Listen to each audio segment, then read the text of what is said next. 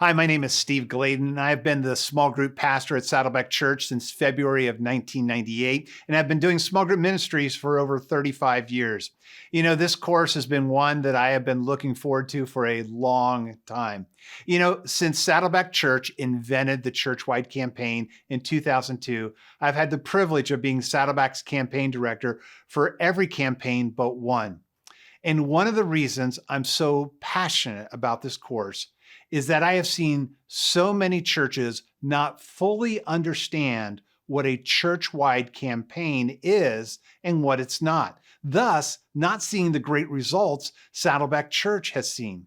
When I talk to pastors and I'm with churches, oftentimes they think a church-wide campaign is simply a sermon series and a small group study, and maybe they're reading through a book. That is the furthest thing from what will get you success in a campaign. You see, if you're going to make a cake, you have to use all the ingredients and at the right proportion. You got to follow the instructions. The same way is true for a successful church-wide campaign. If you don't follow the instructions, you won't get the results that God is wanting and we want to see happen in your church. So, what are the ingredients? In my book, Small Groups with Purpose, Chapter 17, I list 12 ingredients needed for a successful church-wide campaign. I'm going to go over them in just a few moments, but you can feel free to read Chapter 17 in Small Groups with Purpose and learn about the exponential power unleashing the force of a campaign strategy. Now, let me go through these 12 really quickly. Number one, you've got to know the compelling question. What's the compelling question your culture is asking that needs to be answered? Number two, you need to align children's, students, and adult ministries. That's why it's called a church-wide campaign. Everybody is doing it. Number three, stick to the principles and apply your own methodologies. This is why in this course, we are using multiple churches sharing their learnings. You see, not only are you going to hear from us here at Saddleback Church in Orange County, California, but you're going to hear from Hoboken Grace in New Jersey, and you're going to hear from Battle Creek Church in Oklahoma.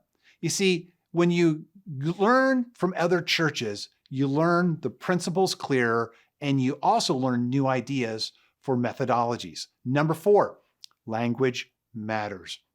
One of the things that you're going to hear about is when we called our small group leaders district lay pastors in the beginning.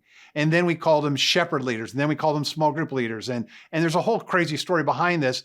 But what we found out is that we had more people with the gift of hospitality than the gift of teaching. And so we started calling our small group leaders, or those that are leading the small groups, host. And it's very simple. H is have a heart for people. O is open up a place. S is serve a snack. And T is turn on the video. So language matters, and we're going to talk a lot about that. Number five is employ various avenues of learning. Did you know that people often learn in very different ways? Some people like to learn from the ear gate, and that's where the weekend messages, they're listening to the weekend messages.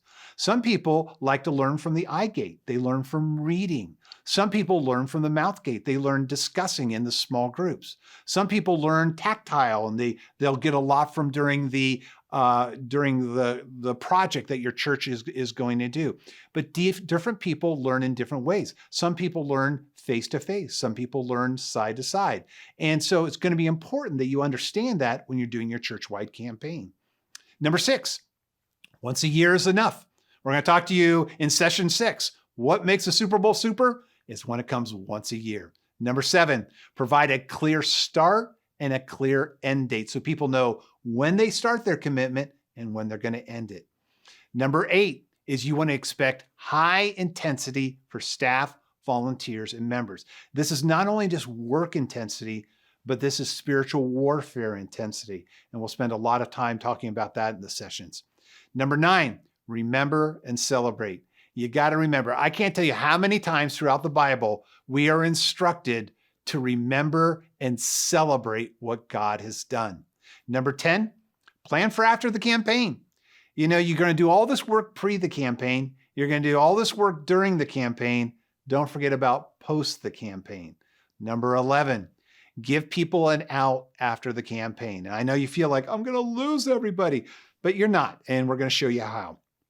Number 12, budget and remove financial obstacles. Now, this one can be a little tricky for some churches, but what I want to encourage you to do is learn what other churches have done, and you're going to see that. Now, each of these ingredients are going to be answered in all 6 sessions of the course. Now, we're going to divide it up between the 3 churches doing a few of these, but I want you to hear what the sessions are. The first session you're going to talk about is who is your team and what do they do for a successful campaign. Session 2, we're going to talk about how do you work together as a team. Session 3, we're going to talk about what is the content and the details of that. Number 4, we're going to talk about where are the leaders.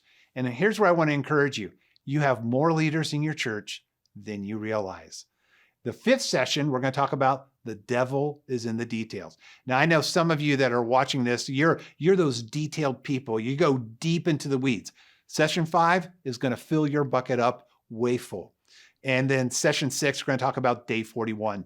What do things look like post the campaign? Now, as you start this course, understand these high-level principles. First, know that your delivery system is small groups. Now, you may call them Sunday school classes, you may call them life groups, you may call them, some may meet on your campus, some may meet in the homes or off your campus or in workplace. Don't worry about where they are. Just understand those groupings of people are the primary delivery system for a church-wide campaign. Life change happens best in community.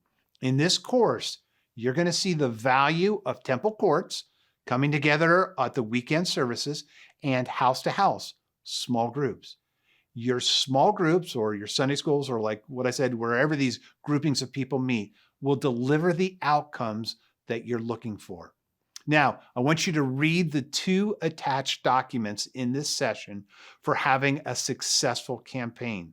This will be a great foundation for you as the point person kind of looking over this material. So read them before you begin this course. Second, remember the sermons from the weekends, the small group study guides, and the readings that you're going to do have to all be different, but they're all going to point to the same theme.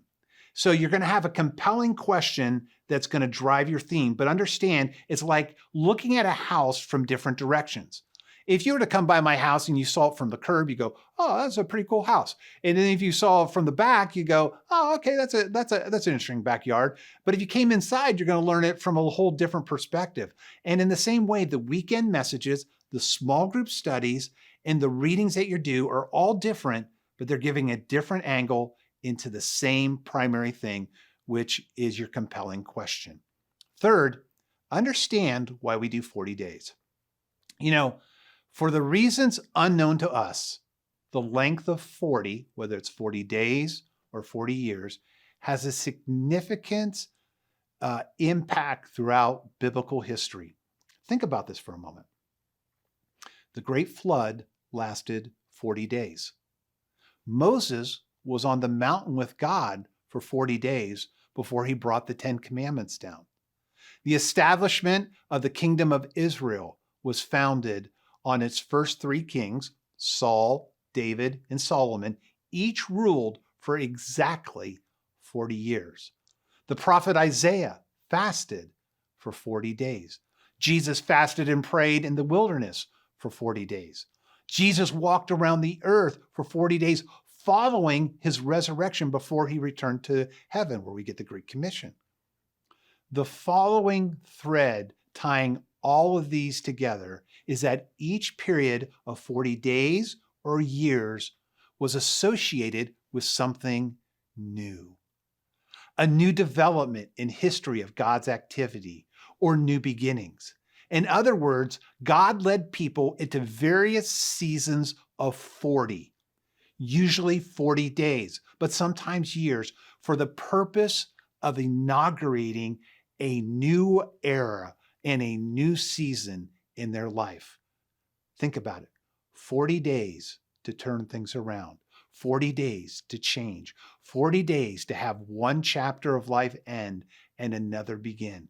In the Bible, every new chapter of God's work was marked at the onset by some period related to 40. The cleansing of evil from the world through the flood, the journey of the people of Israel out of bondage into the promised land, the entire prophetic era, the beginnings of the public ministry of Jesus, the birth of the church. It's fascinating to understand and to explore as you do a campaign in seeing life change happen through a person, a community, a nation, or the world. You're going to find that the number 40 has been at the heart. This is why throughout Christian history, 40 days has taken on a special significance, bringing of something new. You see, my prayer that as you embark on this church-wide campaign course, your campaign will usher in something new and powerful into your church's weekend service, the small groups, and the individual attenders. You see, if you're going into this campaign just to say, hey, I want to learn about how to do the next trick in Dog and Pony Show so that my church can grow, you're missing what it's about. As you start to look at this course, start to think and pray about, what are you yearning for that can be new in your church? What are you looking for so that God can turn loose a powerful renewal in your church? What are you looking for that God is going to do? Don't take this course to check a box off or learn how to do something. Take this course so that it can help you do what you want to see happen in your church. We're praying for you, and I pray that you enjoy this.